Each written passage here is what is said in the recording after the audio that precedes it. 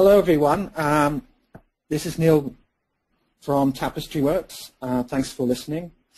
Today I'd like to talk about asking questions without asking the question.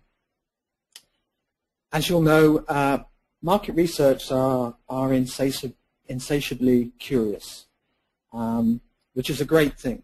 That's kind of the lifeblood of the industry.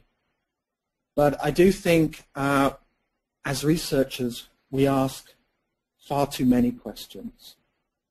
And we ask questions, as you'll see in many of the presentations today, which our participants aren't truly able to answer. So what I'd like to talk about in the next 20 minutes is, first of all, about why I think we're asking too many questions.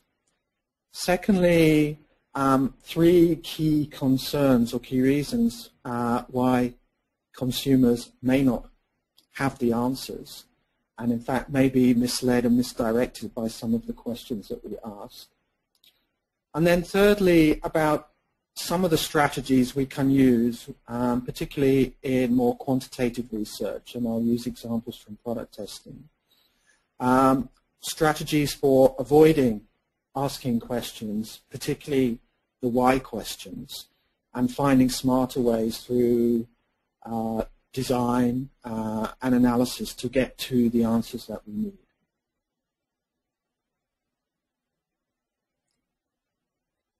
So I don't think many of us would disagree that it's good to ask as few questions as possible.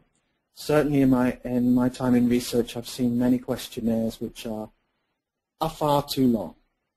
And I think there's a more fundamental problem with asking questions, which has really been highlighted by some of the latest books on thinking and psychology, behavioral economics, and neuroscience, which, although new, I think reflects some of the deep-rooted concerns that many of us have always had, which is that as humans, a lot of the time we really don't know what drives us, what drives our decision-making. And when forced to find reasons for what we do, we kind of make things up, or we confabulate, to use the terminology of psychology.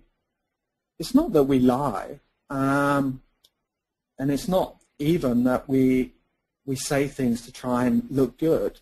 It's just that we are truly unable to understand or articulate why we do what we do, because it's outside our conscious awareness. It's interesting that mobile platforms have not really come on in the way that many people expected them to in market research. And I suspect a lot of this is because we've been trying to translate standard surveys onto those platforms where attention spans and screen sizes are much more limited. But I'm interested to see that Google, in their recent survey offering, are really offering a platform which is based around asking only one or two questions. Of course, they have the power to aggregate data, but I think also this may be the future of surveys, and hopefully in some of the examples I can show you later, we can find ways in which we can really focus down our questions in that way.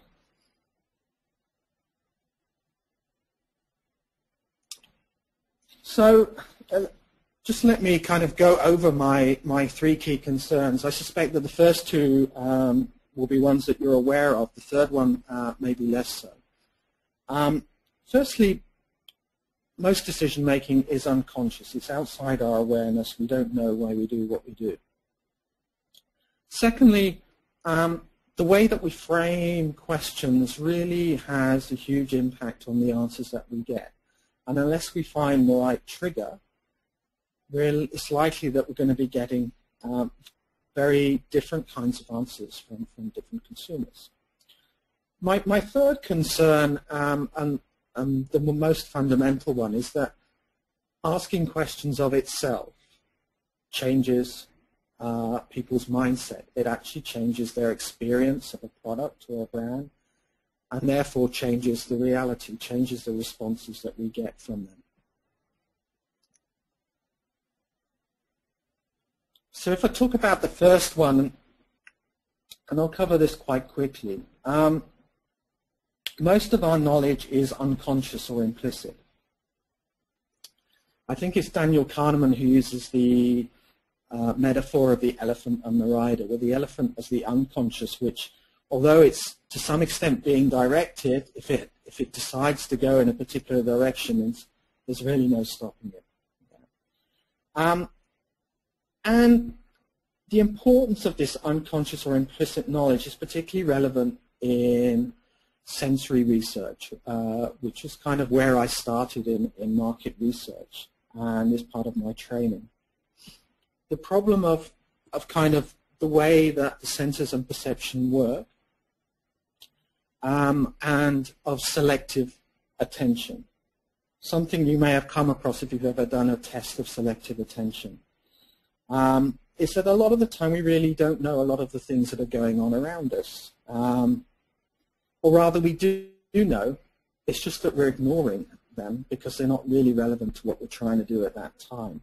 So for those of you who missed the gorilla or missed the changing colors of the background, what's happening is that you are seeing those changes. Your eyes are there, they're looking at what's happening. It's just that your brain is not really focused on those, and it's ignoring it as irrelevant information, information which is irrelevant to its current focus and task. This is called attentional blindness.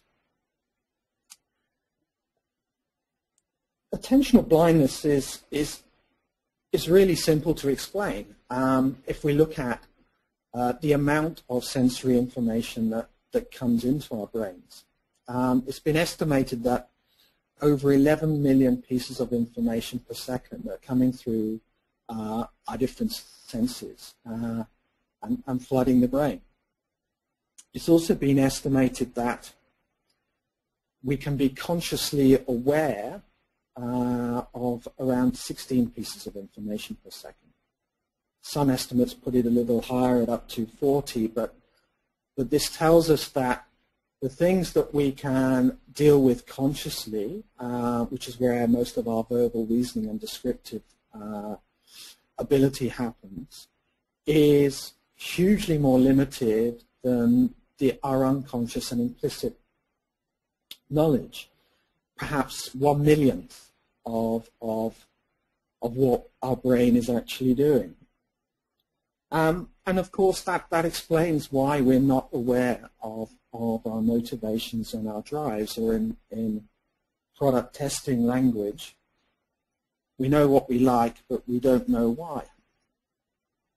And that kind of leads me to the second thing I wanted to discuss, which is the importance of framing and implicit priming in terms of how questions then prompt consumer responses.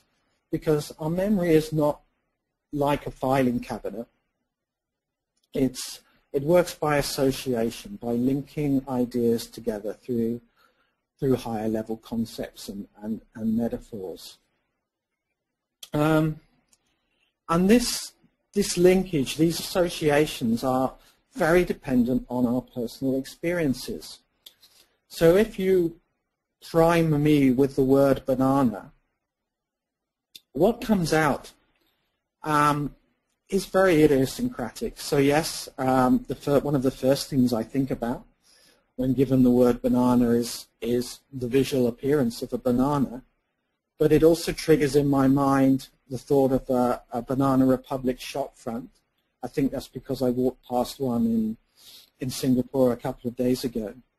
And it also triggers a very irritating jingle or song from a TV program called The Banana Splits, which I used to watch as a child. more years ago than I would care to admit. Some of you might remember the la, la, la, la, la, la, la. And that's very, very powerful association in my mind. Now, what this is telling us is that when we ask questions, the responses we get are very dependent on the triggers that we give consumers in terms of the frames of reference, in terms of the words that we use, in terms of the associations that we create in their mind. And also, I think it's important to understand in terms of the senses particularly, that memory, as I said, is not like a filing cabinet. And actually the sensory processing areas in the brain are scattered all around the brain. They're not all in one place. So even though we experience the world as a whole, and we smell and we taste and we touch and experience at the same time, those memories are held in different parts of the brain and have to be pulled together. They have to be pulled together by the right triggers of our questions. And those triggers tend to be the mental shortcuts, the heuristics that we're using all the time to evaluate the world and to make decisions and make predictions. The best way to think about shortcuts is to imagine yourself shopping in the supermarket. We use many shortcuts all the time when we say shopping. We use, for example, proximity of products on the shelf to infer categories. We use packaging and the material of the packaging to kind of infer what job, how we're going to use a product. And we use color to infer brands, of course, but to infer some kind of deeper meanings often behind the products that we use. And the reason we use all these shortcuts is to make life simple. But the implication for research, and it's an implication that I'm sure you'll hear again and again, is that context is so important in research. I'll share one example with you which relates to brand tracking. Now, we tend to ask brand tracking questions in terms of the categories that clients use, which come generally from retail sales data. But the reality is those aren't the same categories that consumers are using. And an interesting example from a friend and colleague of mine who used to run a big brand tracking study for an alcohol drinks company. The client was very unhappy with the quality of the responses, the accuracy of the responses they were getting from the survey. And my friend made a number of changes, but the most profound change he made was to start conducting interviews in bars instead of on the street. And he and the client, who was delighted, found that the accuracy of the responses improved dramatically, because rather than placing the participants in some kind of random situation, they were putting them back in the same context in which they were using the product, improving therefore the cues and the associations that could trigger the right kind of memories for them to answer the questions properly. In research, we know this because we know that, for example, order effects are very important in questionnaire design, as is the wording of the questions. But I think we kind of a little bit deny what the fullest implications of that, because if the order in which we ask questions affects respondents, I think ultimately that means that asking questions in itself is having an influence on our participants, our respondents. Asking questions actually changes their reality, which is the third point that I wanted to come to. The impact of asking questions and asking people for verbal descriptions has been best studied in criminal psychology and not actually in research. and in particular a gentleman called Schooler first described and measured what he calls verbal overshadowing. What he meant by verbal overshadowing is that when we're asked to describe things, that actually alters our memory. It alters our memory because providing verbal descriptions takes a lot of mental effort, and it basically takes up most of our conscious mental processing, taking it away from the experience itself. Secondly, it alters our memory because memory is essentially reconstructive. When we remember something, we simulate that thing in our heads. And every time we do that, it changes, of course, because it's being updated with recent and other relevant experiences. So over time, people's memories change quite dramatically. Now you can see this effect most profoundly in some of the studies that have been done on witnesses to crimes, where it's been shown that the identification and witness and identification lineups, the accuracy drops quite dramatically if the witness is asked to provide a verbal description before they then do the witness identification, dropping more than a half in many studies. It's also been seen in a lot of sensory testing as well, and particularly on wines, which for some reason seem to be the subject of a lot of sensory research. And what it shows is that applying words and asking questions compromises our recall, it compromises our memory of an experience, and can dramatically change it. And that's kind of been known for a long time by system designers, for example, who know that recognition is much more powerful than recall. Interestingly, in the studies of verbal overshadowing, it's been shown that the effects can be quite strongly mitigated by three key things. Very important for research, again, that taking someone back to the same context as the original experience, so back to the scene of the crime, actually mitigates a lot of the effects of verbal overshadowing. So it gives much less impact to those memory-changing effects. Similarly, if the questions that are asked are very open and free and not directed, the effects are much less as well. And then finally, these effects are not seen in people who have expert knowledge of a topic. So, for example, expert wine tasters are not affected in the same way that naive consumers are by being asked for verbal descriptions of what they're tasting, because they have much more elaborate mental frameworks already developed for that.